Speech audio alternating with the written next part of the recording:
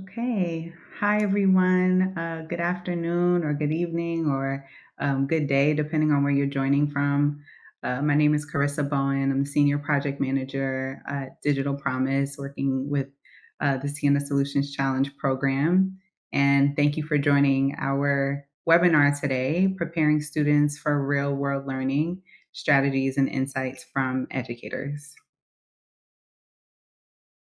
So, really quickly, this amazing conversation today is brought to you and sponsored by the Ciena Solutions Challenge by Digital Promise. And just want to send a special thank you to all of our partners at Ciena who work on this great project with us. So, a little bit about Digital Promise. Digital Promise is a global nonprofit working to expand opportunities for every learner. We work at the intersection of research, innovation, and technology and practice to promote educational equity worldwide. And the research frameworks and tools at Digital Promise reach millions of people across the world. We work with a wide range of partners and practitioners in the United States and globally. And our initiatives have impacted over 5 million students and 180,000 teachers across more than 170 districts and more than 80 countries to date. So, just to give you a little bit of context of what we'll be talking about today, and it'll go more into our conversation around real world learning. So, one of the programs or one of the frameworks that we really kind of push at Digital Promise within our programming is called the Challenge Based Learning Framework. If you're not familiar with the framework, it's very similar to project based learning in that it provides an opportunity for students to solve real world challenges, and the framework fuels collaboration for students to identify really big ideas as thoughtful questions and identify, investigate, and solve those challenges. And the challenge based learning helps learners to gain deep subject area knowledge and develop the skills necessary to thrive in what we know to be an ever changing world. It also really promotes teachers as designers and facilitators and provides students with the opportunity to sort of drive their own learning. And so you'll hear more about how that this framework is sort of integrated in the work that our presenters do so well. And this is a great segue to talk about our Ciena Solutions Challenge. And you'll hear more about this again from our presenters. So, the Ciena Solutions Challenge is a global design challenge that invites middle and high school students around the world to design solutions that address the 17 Sustainable Development Goals in their local communities. We've been running this challenge since 2021. We are in our fourth year, where basically, again, students get to put forth their ideas to be considered for a sustainability award, and that sustainability award really supports supports their project ideas, and sustains and scales their ideas to take their project ideas to the next level. So we're really excited about this year's challenge and really looking forward to hearing more from our presenters. So, a little bit of panel presentations. So, we have Alesa Barron, who's going to be sharing more about herself, where she's from, and then we will move on to Lindsay-Darshaun Murray. So, Alesa, do you want to introduce yourself? Hello, everyone. My name is Alesa Barron. I am a graphic design instructor under the CTAE department at Mays High School in Atlanta Public Schools. And what I spend a lot of my time doing is encouraging my high school students to create things that they can use inside and outside of the classroom. And the Ciena Solutions Challenge has really provided a great opportunity for them to blend their design skills with some of their ideas and making their local Atlanta community better. So most of the students that I serve are Black and Brown students in the Southwest Atlanta area. This is a historic high school that was named after the mentor to Dr. Martin Luther King Jr. So there's a lot of civil rights involvement in the local area, and there's just a lot of history. And the students really have to find a way to connect with that type of innovation, and just making sure that they can connect with their education as well, and a lot of the opportunities. And so, what I spend a lot of time doing is really encouraging students through these projects to think outside of the box and leave their mark. We talk about legacy a lot. And so, what you see here are just some examples of some of the projects that we've done over the last couple of years. Of course, like I said, we are a graphic design class. So, it's going to be graphic design heavy in terms of how the students facilitate a lot of their ideas and bring them to life.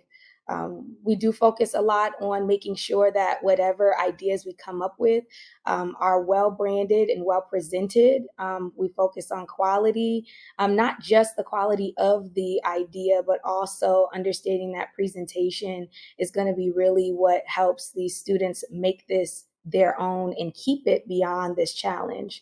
And so here we have a number of different ways that this has been expressed over the last 2 years of the challenge. We see app design, we see some video productions, marketing, as well as a number of mock-ups that the students have used to really take these from just the presentation, but to be able to see what this would look like if they continue to pour their effort and continue to pour their passion into this.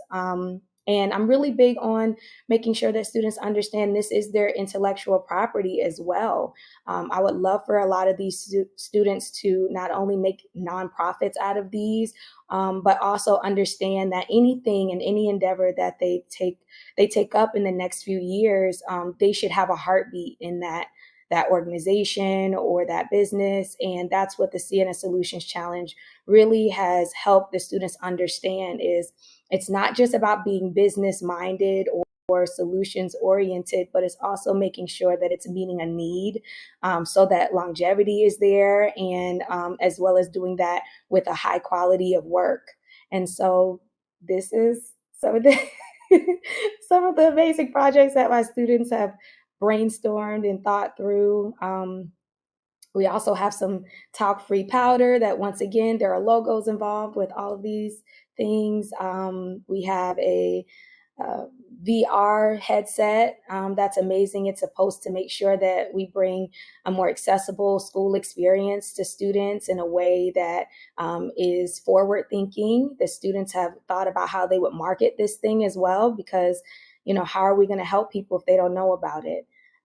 We have included a number of ways that the students just in ways that they love personally and the things that they are personally energetic about. And so one of those things is audio production. So there was a podcast the students presented called Stress Less, and was original music involved through a student who had a passion for audio production. And so I just really believe in making sure that students use every bit of their gifts and talents to support their projects, and in the way that makes sense to them, so that they are a viable part of every group that they're a part of, in preparation for their future careers, organizations, and businesses. So, Awesome. Thank you so much, Alisa, you're for welcome. your introduction. Um, oh, okay. All right. So I'd like to introduce Lindsay-Darshaun Murray. So, Lindsay, do you want to introduce yourself? Yeah, sure. My name is Lindsay-Darshaun Murray. I am a digital learning lead for Kansas City Public Schools. So, just to be clear, I am in Kansas City, Missouri, as in the home of Patrick Mahomes, as in the home of the Super Bowl champion Kansas City Chiefs. So, not to be confused with Kansas City, Kansas. No disrespect. Of course, respectfully. But I just had to make sure that everybody knew that that's where I'm repping right now because I am in love with what's happening in the chat to see that there are people from literally all across this great country and across our world right now. We're talking about people from Brazil and the Bahamas are in the chat right now. That is absolutely magnificent and amazing to me. And I'm just glad that you all have decided to spend just a little bit of time with us to talk about this very important topic that's near and dear to everybody's heart right now. As I mentioned, my name's Lindsay-Darshaun Murray. The kids call me Mr. Murray. You can call me Lindsay, or you can just say, "Hey, that guy over there." I promise you, I will respond. Um, my opportunity with the Ciena Solutions Challenge actually came through being a digital learning lead. We right now are part of the Verizon Innovative Learning Program that Digital Promise has to offer to our school district.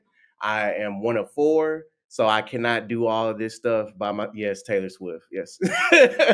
I cannot do all these things by myself. So I'm actually supported by three other digital learning leads, the wonderful Sasha Hightower Heron, the incomparable Andrea Cook, and the amazing Abigail Thompson are all people who helped me, along with our magnificent boss, Joe Jarrett.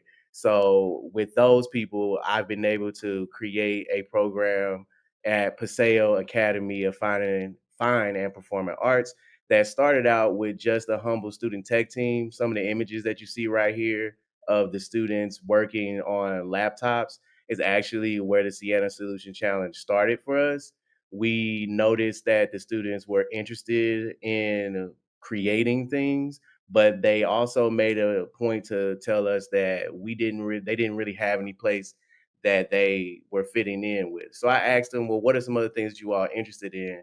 And one kid just shouted out, gaming. I want to play video games.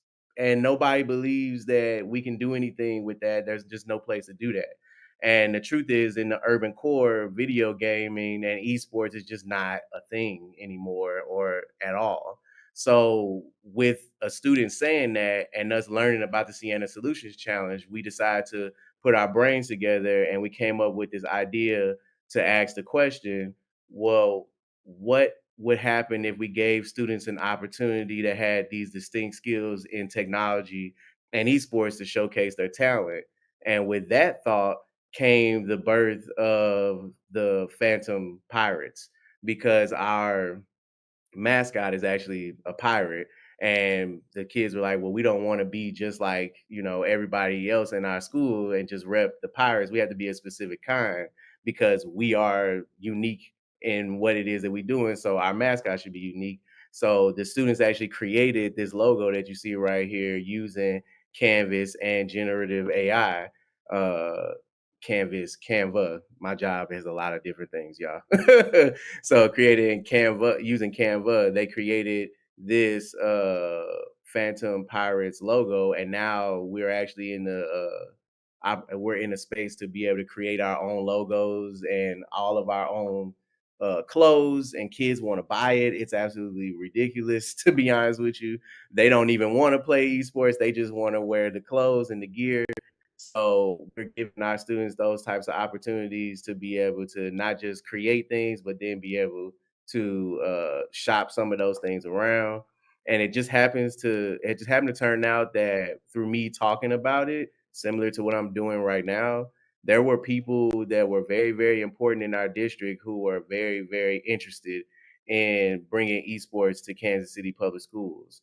And when they found out that I was interested and some of our students were interested, they immediately jumped on top of it. So not only did we have the financial help from participating in the Sienna Solutions Challenge, we were able to pitch something to the cabinet members in our district and the digital learning department, along with the CTE department, which is the career and technical education department at Kansas City Public Schools, came together to create the esports program that we currently have. We have participated in two competitions so far, and we went from just being a pilot school to piloting all of our secondary schools in literally just a few months here in Kansas City Public Schools. And as you can see, we have those Nintendo Switches. We literally just today, like right before this call, set up all of our monitors so we can have our students competing, doing things like Rocket League, Overwatch,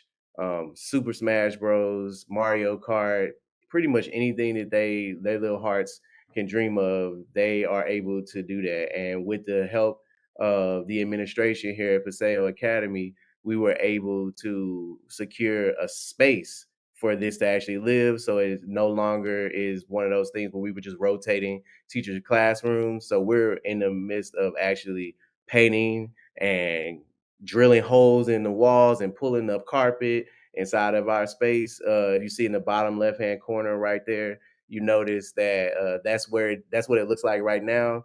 But next time you all see that space, it'll be unrecognizable. So That's amazing. That's awesome. Thank you so much for sharing more about where you're from and sort of, what brought you to the program. And so, yeah, I can't wait to dig into this conversation. Thank you.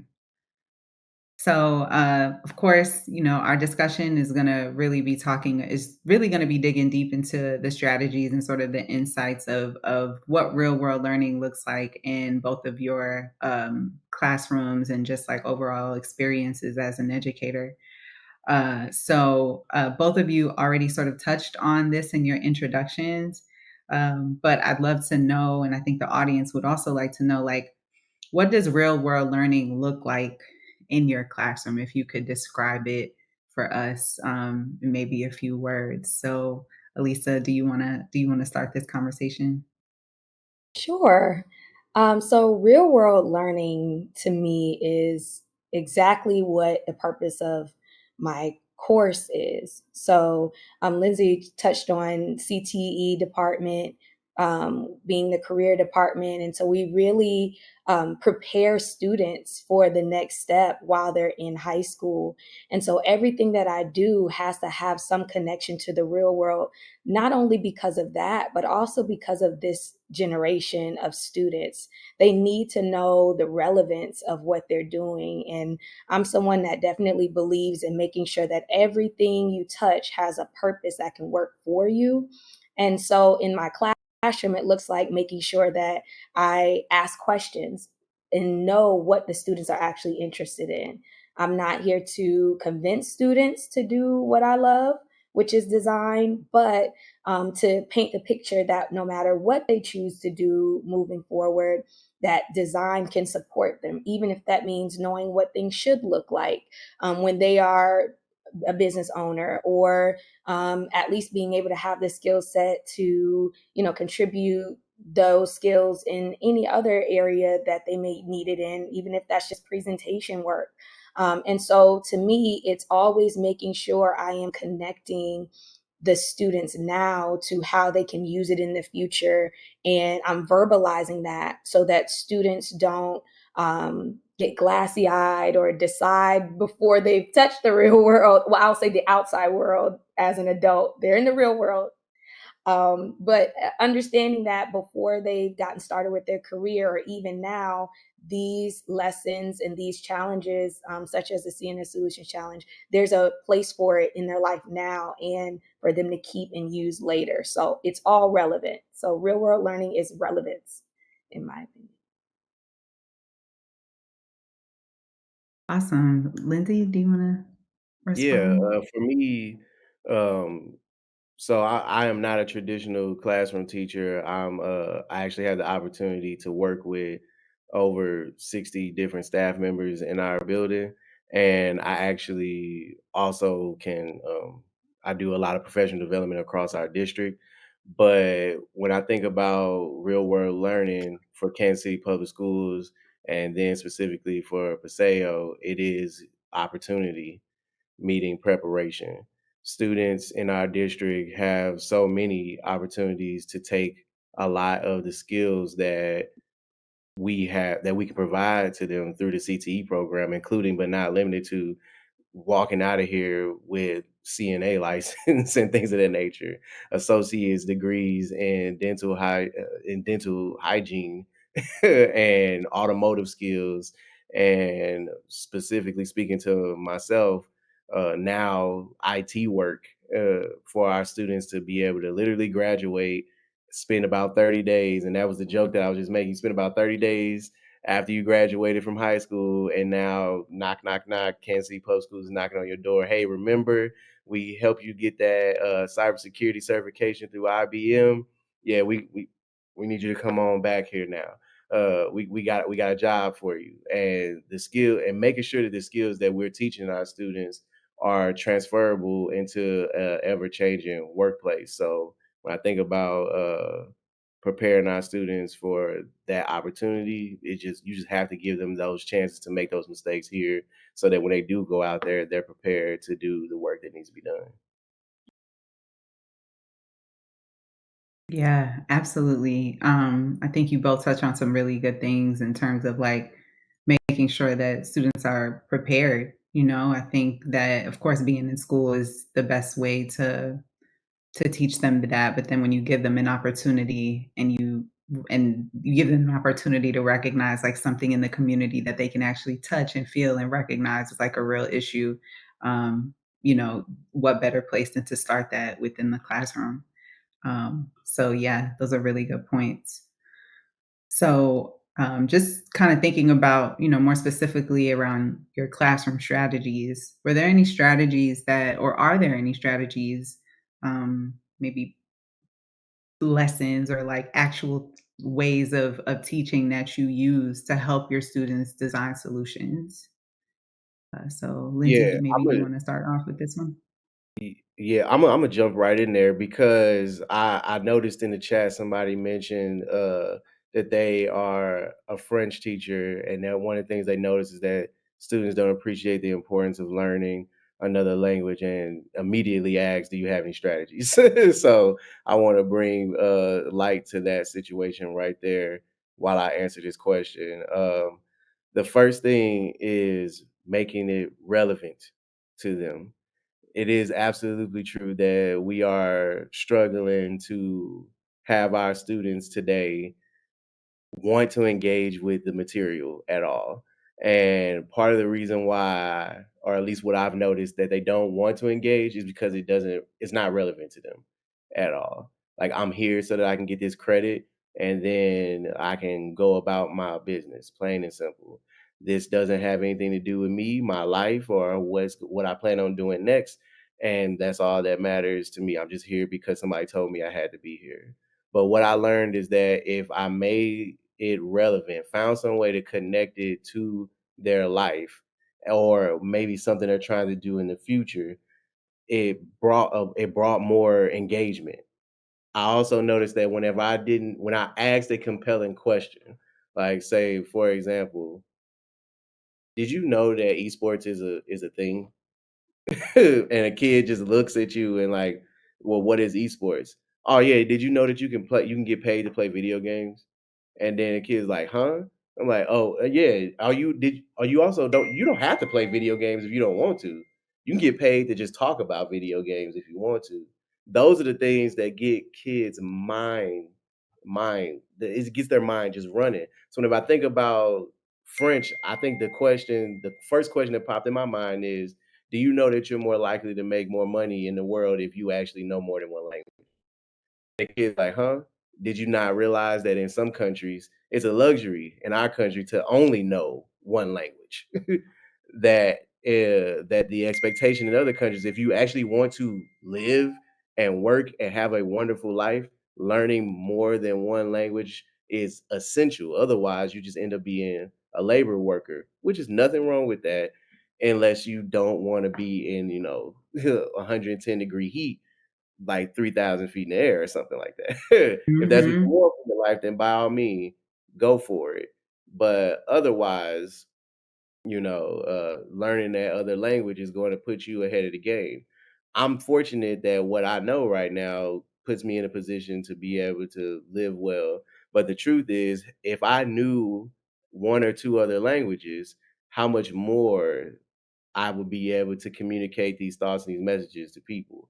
So it's all about the angle that you bring it, in my personal opinion. Yeah, great point. Elisa? So I totally agree with the points that have been made, and I'm just going to piggyback on that because I also believe in making sure that you know what the students are interested in terms of strategy for designing solutions. One of the things that's really important, I feel, is that the students understand that everything is some sort of creative problem that needs to be solved. And so when we sit down and really talk to the students, I mean, I've had situations where nobody asked the student what they actually wanted to do.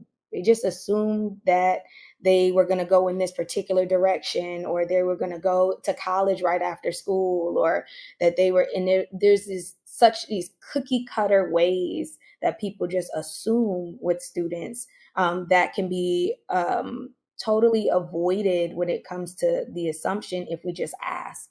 And once you ask the question mentally as an educator, you can start to put in your mind what skill sets you can encourage in certain students. And that's something that I personally will use when I'm motivating students individually, is saying, hey, so why didn't you want to apply for the internship? Or why didn't you want to help with the film team? Didn't you say you wanted to do audio production? Okay, so that's all about networking, right? So you're going to need something on their high school resume. Or hey, you said that you like to rap. Okay, so then that means that we need to make sure that you are comfortable talking in front of people. So your presentation, let's focus on that presentation work. And I think sometimes when we connect back to stuff that they have said, not things that we are imposing on them, it helps them to connect the dots as to how things are relevant for future use. And so that's been really big. And then when it comes to designing those solutions, just like I said, making sure that they have some sort of attachment to these things. Very similarly to Lindsay's point, like when you have students who are minded and business oriented, which is a huge thing with this generation, is entrepreneurship. And so I often will say, as someone who was an entrepreneur before being a full-time, 9 to 5er, that's how I started my career. So let's talk about the realities. And if that's what you want to do, fantastic. But you're going to need these skill sets to really make yourself a competitive part of, that industry. And I just think that really helps kids to understand that, okay, even though I don't see exactly what I plan to do yet, let me at least put this in my back pocket because I may need this. And we might find out these teachers are right. Yeah, they kids don't always know right in the moment, but eventually they end up understanding, sometimes months or years down the line, like, they knew what they were talking about. Especially when you think about a challenge like the Sienna challenge, where it could feel like in the moment, kids, when they understand like what that big idea is or what that local challenge or local issue that they're trying to address, um, they don't always see like the outcome for, at face value. So when you're able to kind of break it down to them in the ways that you both shared around like relevancy and making sure that it's connecting to them, and trying to reinforce, what skills they can bring to it. It sounds like you both have really good like strategies, to kind of address those things. So just thinking about some of your strategies, and it's we might have a lot of educators in the chat box. I'm not sure, but I'm sure that anyone who is an educator or works in the education field, is faced with some sort of challenge when you are the one sort of facilitating a program or facilitating real world learning in your classrooms, just recognizing like that we do live in an ever changing world. um, there are always things that you as educators face. So I'm curious to know from both of you, did you face any challenges, or have you faced any challenges within your own strategies? And if you did, are there any areas that you maybe would want to redo, or do differently for the future? So, Lindsay, you started the last one. So, Alisa, would you want to start this conversation or this question? Absolutely. So the challenges that I have faced is the fact that this doesn't always work. So you're always still going to have the student that goes, "Yeah, nice try, lady. I still don't care." Or I'm still planning to do what I want to do, and even though I don't know the steps to take, I'm just going to assume the steps that you're telling me I might need to take are all wrong. You know, and so you do hit a wall sometimes with just an overall attitude, which I think is not new or different for teens. I just believe that some people are experiential and some people, they believe you when you say it. And so for those kids that are more experiential, sometimes I have to come from the perspective of saying, okay, well, how about this? How do you act or how do you conduct yourself when you still need to get past this barrier? The barrier may be a class, it may be graduation, in order to get to what you want to do. So now let's practice the strategy of how do you navigate that when you don't want to do it. Okay, so you don't want to do it. Fair enough. I don't want to do a whole lot of things either. And so when you kind of identify with that, I think that helps it to not be always about taking it personal, the task, but then turning it and making sure that it's about still the student and meeting them where they are. But things that I would redo, I would say that sometimes in terms of this challenge in particular with the Ciena Solutions challenge, there's a good structure when it comes from like a brainstorming to, this just the entire creative design process, of thinking through the ideas and hoping that the students are really connected to it, because you're setting up these checkpoints to ask the questions to make sure that the students are coming up with thoughtful ideas. But sometimes the students miss the checkpoints because maybe they missed school for a week and they're just jumping in, or maybe they just didn't find their solution I'm sorry, that their issue that they really are passionate about, because they just can't think of something. And so when we blaze past that, and I've been guilty of that sometimes, and say, okay, well, now it's all about the task, the students sometimes will never get that spark for the project. And then it becomes about, how do you see it to the end? And although that's a valuable lesson, sometimes they lose the value of the entire um, thought process and the fulfillment that comes with believing in their project, just because we didn't stop early enough and start from the top. And so that's something that I would redo, is encouraging students to stop and redo their strategy if need be, because that also is something that we have to do sometimes in the real world or in our careers, to make sure that our stuff is still of quality when we get to the end, and that we are passionate and we believe in what we've produced. And so, yeah, it doesn't always work, but sometimes it's about what do we do when it doesn't work, and then how do we rearrange our thought process when it comes to that. I love that. And Thank you, Lindsay. Mhm. and for me, the challenge that we came across was we started way too late and trying to find a kid who was willing to be on camera. It was like pulling teeth trying to get a child that would that no, it didn't matter how much they cared about it. They didn't want to be on camera. They were not going to be on camera. Just plain and simple. And I had to explain to them, well, when you care about something, sometimes you have to do things that are out of your comfort zone in order to make a dream a reality. And right now you have an opportunity to make a dream a reality. And the thing that's really sad about our project is that the kid who had the most like hunger that wanted to make this happen is not here this school year to see how much all his hard work what his hard work did.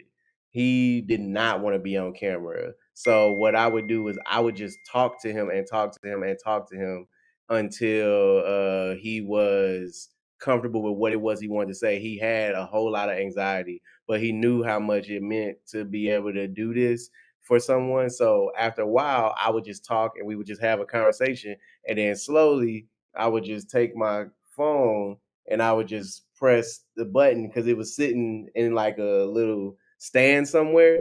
and he and I would just talk after a while.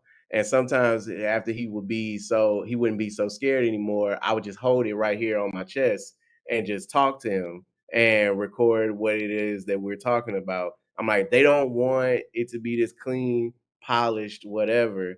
They want to just hear you talk. And they want to know that there are students behind all of this work and that it's not just me or Miss Victoria, who is my wonderful IT person who I call my left hand and my right kidney because without her, I might not function properly, right? Uh, they want to hear from you, not from me. This isn't even about me. This is about you all wanting to do something for yourself. And so that was the biggest challenge that I came across. And us starting very late in the game, I definitely think that we could have came up with, had more data points, to be honest with you, from the if we would have started way, way sooner. Like I've been toying with the idea of re-jumping into the Ciena Solutions Challenge with the same concept, but I wanted to bring in all of the people from my district with all the stuff that we started and everything that we did, just starting out from one little idea last year and making this one big beyond pixel prowess concept that this is what being a part of the Ciena Solutions Challenge did for us last year, and even though we started late, even though we did not win, this is what we came up with, right? And what are you all willing to do to keep us moving, right? At this point. But I can't remember what the second part of the question was. I want to get to that part too, though. I can go on and on about the No, challenges. no, you pretty much hit it. It was really just like, what would you redo, if you could, like in Oh your within yeah. your strategies. But it sounds like you hit it on the nail, unless you have something else to add. No, I just would have started sooner because who knows how much more we would have discovered if we would have Yeah. started sooner. So. Yeah, and I think that that's a real I think that's just a real thing in education, just like not enough time, not enough resources, not enough people sometimes, or a combination of all three. And it's really enlightening to hear some of the strategy, some of the challenges that you both face within the challenge as educators, because within the Sienna challenge in and of itself, it's a challenge that students are addressing, but it's also the challenge based learning framework really allows for you to go back, and say, we didn't necessarily research enough here. So how do we go back and identify what those data points are? Or, Mhm. there's just a lot of opportunity for within enough time, of course, with starting earlier. But I think in your situation anyway, Lindsay, it sounds like you've learned sort of your own lessons of like how, as a facilitator, you want to Mhm. show up for your students so that they can feel like confident in creating their videos and speaking to their own work. Because you're right, like they're in front of it, they're doing the actual work, and I think everyone in the chat and everyone who's attending can agree that like you want your students to show up as their best selves, Mhm. confidently. So all that to say, like I think this is the part where as educators, you all, like, everyone can learn from their own like strategies and then create something new for your students. So yeah, that's a really good point from both of you. So just kind of That thinking young about. Oh, sorry, go ahead. Sorry Did about you? that. That young man was very happy that I didn't let him run from it, honestly, because Yeah. he was thinking that how much more confident he was in himself after the fact because he didn't run from it and he didn't realize that he could do something like that in the first place. So, Yeah. And like I said, kids don't know, students don't know what they don't know, right?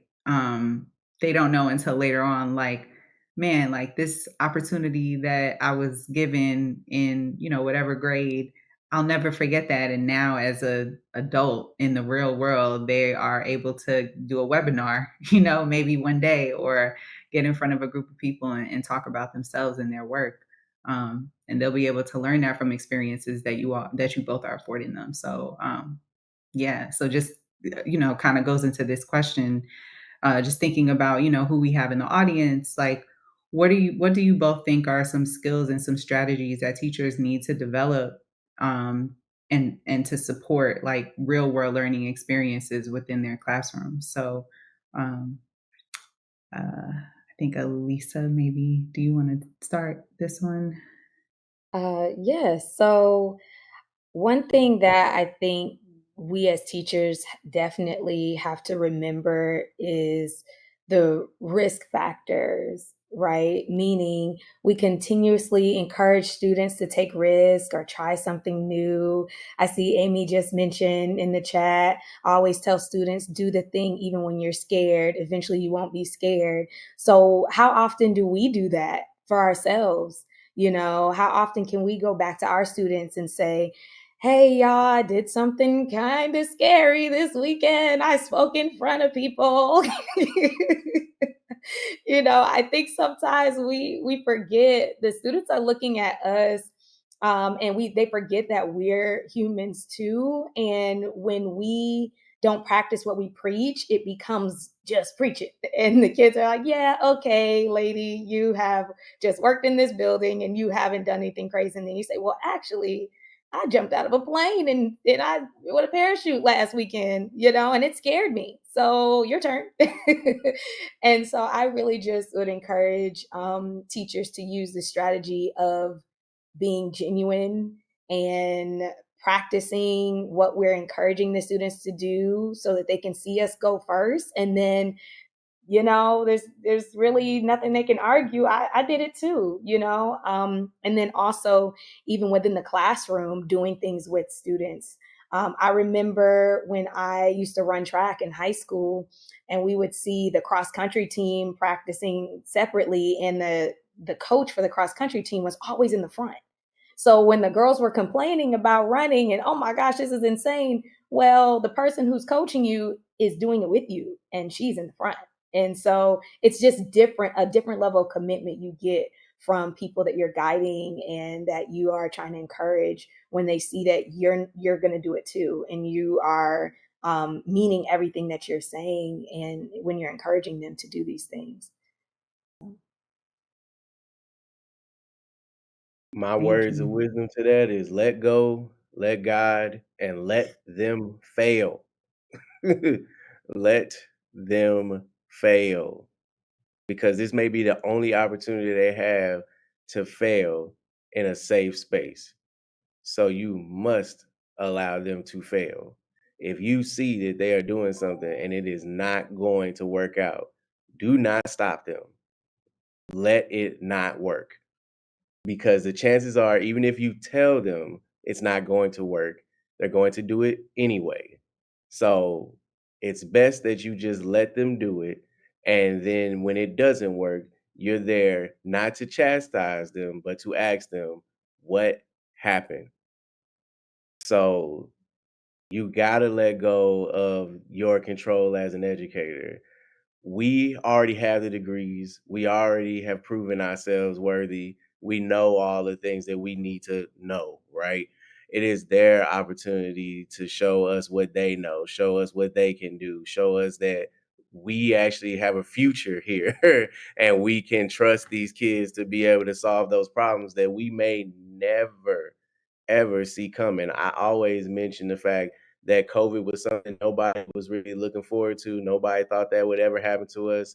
That sounds like something that only happened in at the turn of the century, bubonic plague, right? Oh Hmm. no, that would never happen to us. But yet here we are. And had there been so many teachers who held on to their control, did not let go, did not let these students make mistakes, did not give them a safe place to fall, then we would not have had those individuals who were able to create the things that we needed in order to survive as a species, to continue to move on, to protect ourselves right now.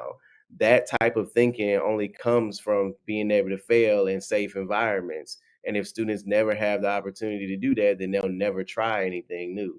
So my word to the wise as far as that is concerned is just let go. I know that's your baby. I know that's your baby. But you got to let go. You know what's right, you know what's wrong, you already got the degree, but let that baby learn something, please. Let them try something. And whenever it does not work out, that's totally fine. Your job is to facilitate, not to tell them what's right and what's wrong. Now, unless they're going to do something that's absolutely dangerous, like mixing two chemicals together that may blow up the science lab, that's different. Okay. But if we're talking about teaching the child how to create, uh, a system for, I don't know, be for a water sewage company or something to that nature, and you're just playing around with brown water and clean water, let that child play with that, please.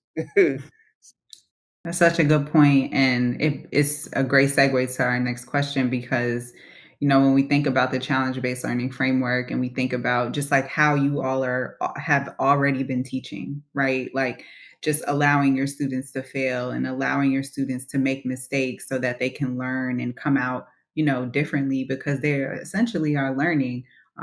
That's a lot of what the challenge-based learning framework sort of does. It kind of pushes students and educators to think about learning differently. It allows them to, identify what that big idea is, come out with an essential question, investigate that question through tons of research, whatever that may look like, design those actions, and just recognizing what we know about the real world and what we know as adults is that our first try is usually not our last try. It's going to continue to change and we iterate and we have to find out, what are the different pathways to get to this action or this goal or whatever it is that we see. And students see that a lot too. So just thinking about, the concept of the framework that you all use within the challenge, does that support the work that you and your students are already doing? Or maybe there are, other frameworks that you've considered, but just kind of thinking about it in this context, does the framework that you use within the challenge, has it supported the work that you and your students were already doing? So Lindsay, maybe do you want to start off with this question? Yeah, so the framework gave me the opportunity to do the thing I just said, which was to let go. Mhm. And it even gave my students an opportunity to learn on their own and then be able to present some of that learning back to me. Most of which I would not have probably found on my own had I just been doing that without any help, just running around playing around with stuff, right? So one of my favorite strategies that they provided to us was this thing called the problem tree. I had never heard of anything like that, right? And the concept of the problem tree is basically you have a tree, right? And at the very, very top of it has, leaves. And that would be like the effects, right, of what's happening around. Then you got the stump or the actual base of it. That's the problem. So you go to the problem first and then you branch out to the different leaves. So here's your problem. The problem is um, people don't believe that esports is actually a viable way of becoming successful, right? And whenever people think that, well, what effects does it have? Well, students miss out on opportunities to get scholarships for higher education, which may lead to other paths, right? Students miss out on opportunities for camaraderie amongst peers. Students who have these unique abilities never get an opportunity to showcase them or sharpen them in a place that is safe to fail. And then at the bottom, you have, well, what's the roots of these problems? Why do people believe these things?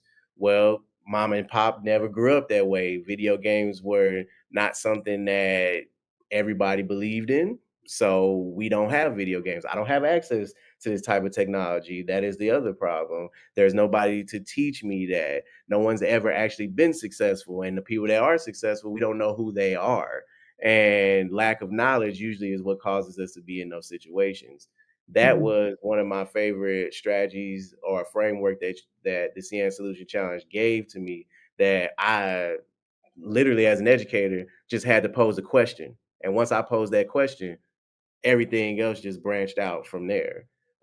So whenever I think about what how this like framework did that, it just gave me the ability to just let go.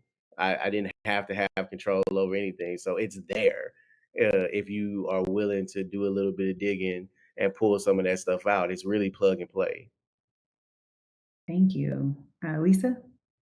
So for me, the Ciena Solutions challenge and challenge-based learning in general is it goes hand in hand with my classwork and the types of projects my students do to find creative solutions to things. Namely, the process of walking from an idea and then hashing it out. And so, Digital Promise and a lot of the resources that they have provided has actually helped streamline answering those questions and thinking more deeply about the why behind the project. So it puts a lot of the grunt work into the details so that the why is strong, so that the outcome of the process makes more sense and it has more direction and has more purpose. And so a lot of the times in my classes, we are project based because once again, a lot of career classes are project based just to reflect the industry. And so oftentimes there is a sense of open-endedness and opportunity for students to completely conceptualize how they want a project to look. So for example, we do a cereal box design project in my graphic design and production class where students have to think through who their target audience is, what kind of cereal would appeal to them, what the price point would be, thinking about the actions of a consumer, that fact that maybe the back of the cereal needs to be interesting because they might sit down and look at it, and all of these things. But to conceptualize this idea starts with knowing your why. Why am I making this? For whom?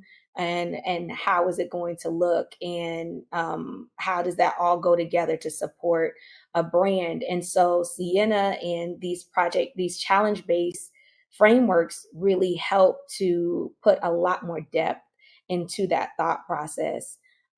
We were talking about students letting students fail, and I don't know about anybody else out there, but I've actually noticed that a lot of my students, they don't even put their toe out there to see if the water is deep or if it's cold. They're like, "You sure? Tell me to go if you want me to go." And it's like they're afraid to even try and then work out the solution in the midst of it. It's like they want to know up front what I think as a teacher. What do you think about this? Do you like this?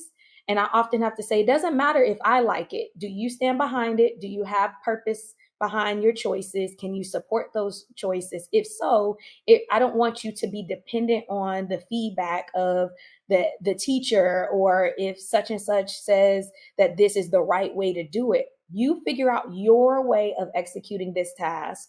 And if you have purpose in a reason behind your choices, then you can navigate how you want to display this thing or how you want this to unfold. And so it's been actually harder trying to teach students to think outside the box and to be willing to fail. There's like a fear of even trying. And Mm. so that's been really interesting to navigate. So challenge based learning, it gives structure to these things, and it helps them to walk through the idea for those more analytical students.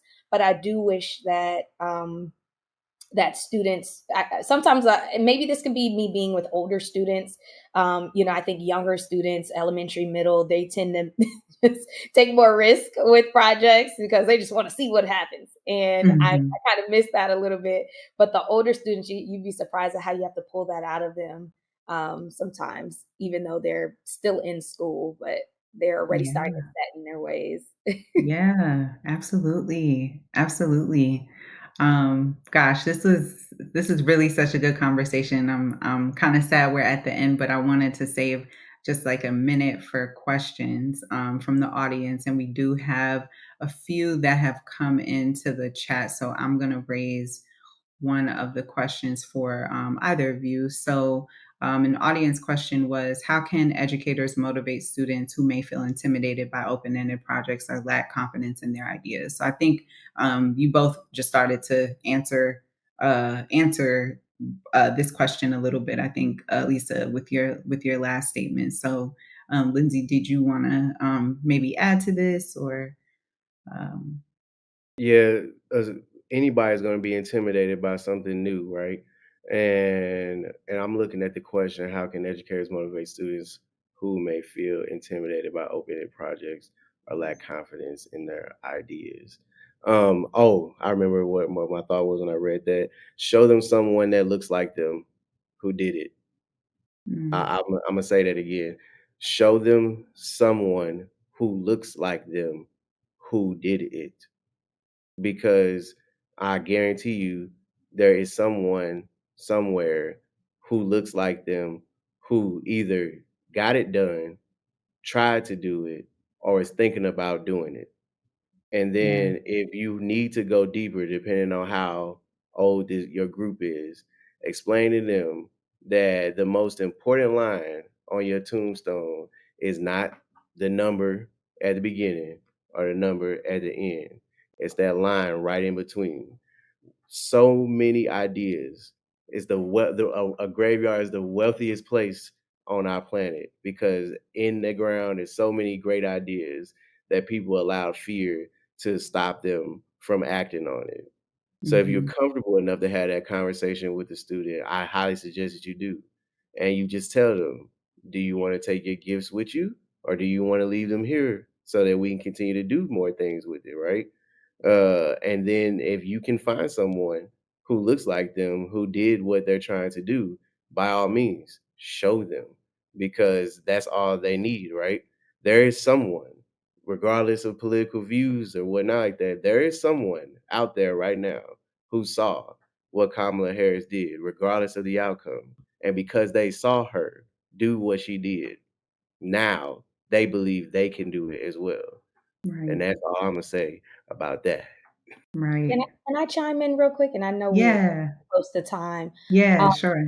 I was also going to suggest that that you give the students a role based off of their strengths. So if you ever feel intimidated by, you know, a project that seems to be a big bite, they don't have confidence, I think sometimes when we empower people with a sense of expertise, right? Say, oh, you know what? You're that kid, you can draw, right? So can you handle all of the charts, because you know everything about the drawing aspect of this? Or, you know, oh man, you're a great communicator, so you're going to be the speaker of the group. And I think that when people have a clear set role in an area of responsibility in a project, it helps them to say, wait, I'm the person who you go to for this. And so I have a voice in this area. You don't have to know everything, and you don't have to, you know, design the entire project. But if you are someone we go to and expect expertise from, then, you know, I think it's more likely to encourage a student to have confidence in their voice, because it's a role that's based off of something that you've noticed about that student. And it can help them contribute too, if they don't feel like, so they don't feel like it's all on them. Absolutely. Absolutely. Oh my goodness, this was such a great conversation. For the other questions that came through in the chat box, I'm gonna be emailing some responses to folks, and I'll also share these questions with our presenters to see if they have anything else to share. Just in the interest of time, I know everybody is either starting or ending their day, especially for these two folks that we have had on. They've had long teacher days, so want to respect their time. But I just want to thank you both again for just enlightening us, sharing your experiences, and just being really honest about sort of the things that you've been a part of and the experiences and maybe even some things that you're still working through as an educator and being part of the Ciena Solutions Challenge. So we really thank you both so much. Really, really appreciate it. If you are interested in learning more about the Ciena Solutions Challenge or the Challenge Race Framework, I would encourage you to either scan the QR code that would lead you to our sign up, where you can register to participate and get some information from us around the Sustainability Award. We are accepting projects until March the 6th, 2025. So Lindsay had mentioned starting early. So this is the time, if you're interested or if you know anyone else who's interested. And of course, if any of you have questions about the challenge, please feel free to reach out at Ciena Challenge at digitalpromise.org with questions. And, we just thank you both, Alesa and Lindsay, for your time. Please connect with these folks. They are just a wealth of knowledge. And I, again, thank you both so much for your insights. Really appreciate it. Thank you for having me. This was awesome. Yeah, thank you for having me as well. I appreciate you.